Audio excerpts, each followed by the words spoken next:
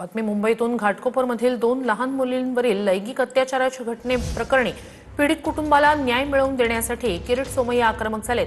दोषींवर कठोर कारवाई करण्याचे आदेश पोलीस आयुक्तांकडून देण्यात आले। पोलीस आयुक्तांच्या आदेशानंतर किरीट सोमय्या यांनी आंदोलन 14 तासांनंतर मागे घेतलं। या प्रकरणाची चौकशी सहआयुक्त लक्ष्मी गौतम करणार आहेत। महापौर रितू तावडे, आमदार पराग शहा आणि भाजपचे नगरसेवक तसंच पदाधिकारी आंदोलनात सहभागी झाले होते। आता आहे की हे जे मुस्लिम जिहादी माफिया नेत्यांचं कटकारस्थान होतं।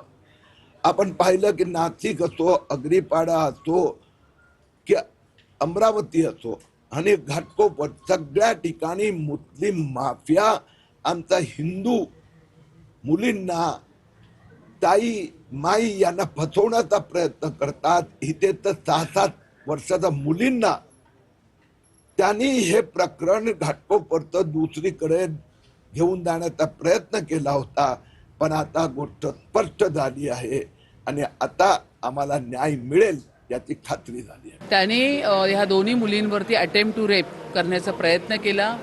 बघा, ॲक्शनला रिॲक्शन ही होणारच। मला नाही वाटत या जगामध्ये कुठलाही बाप किंवा भाऊ आपल्या बहिणीवर मुलीवर काय झालं तर तो फक्त असा हसत जाताना बघेल की हा ह्याला नेतात आहे। रिॲक्शन तर होणारच ना।